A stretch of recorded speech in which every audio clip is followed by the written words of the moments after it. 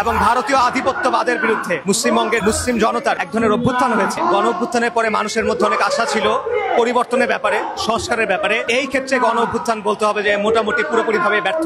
গণ অভ্যুত্থানের আকাঙ্ক্ষা আংশিক পূর্ণ হয়েছে এরকম বলতে হবে। সম্মানিত ওলামায়ে কেরাম, মাদ্রাসার ছাত্ররা এবং ইসলামপন্থীরা তারা যদি স্কুল, কলেজ, ইউনিভার্সিটিরও হয়ে থাকে, তাদের কারো ক্ষেত্রেই আসলে এই ব্যাপারটা হয়ে পরিবর্তন হয়নি। গণ অভ্যুত্থানের 1 বছর পূর্তি উৎসব করছি আমরা, আসলে আমাদের আকাঙ্ক্ষা কতটুকু পূরণ হলো? বিসমিল্লাহ। আসলে গণ অভ্যুত্থানের আকাঙ্ক্ষা আংশিক পূর্ণ হয়েছে এরকম বলতে হবে, কারণ গণ অভ্যুত্থানের প্রথম এবং প্রধান যে আকাঙ্ক্ষা ছিল সেটা হলো শেখ হাসিনার পতন এবং আওয়ামী জাহিলিয়াতের পতন। তো এই অর্থে এই গণ অভ্যুত্থান সফল, কারণ আওয়ামী জাহিলিয়াতের পতন হয়েছে। তবে গণ অভ্যুত্থানের পরে মানুষের মধ্যে অনেক আশা ছিল পরিবর্তনের ব্যাপারে, সংস্কারের ব্যাপারে। এই ক্ষেত্রে গণ অভ্যুত্থান বলতে হবে যে মোটামুটি পুরোপুরিভাবে ব্যর্থ।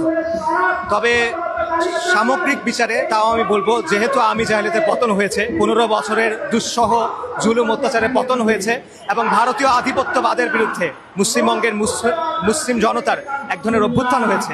সো এই দৃষ্টিকোণ থেকে আমি এটাকে আংশিক সফল বলবো।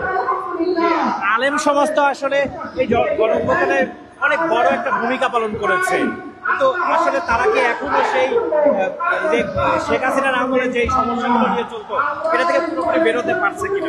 না, এটা থেকে পুরোপুরি বের হতে পারেনি। এবং এটা শুধুমাত্র আলেম সমাজের জন্য না, সম্মানিত ওলামায়ে কেরাম, মাদ্রাসার ছাত্ররা এবং ইসলামপন্থীরা তারা যদি স্কুল, কলেজ, ইউনিভার্সিটিরও হয়ে থাকেন, তাদের কারো ক্ষেত্রেই আসলে এই ব্যাপারটা হয়ে পরিবর্তন হয়নি। রাষ্ট্রযন্ত্র দুর্বল হয়েছে, এই কারণে যেভাবে আগে জুলুম হতো সেভাবে এখন জুলুম হচ্ছে না।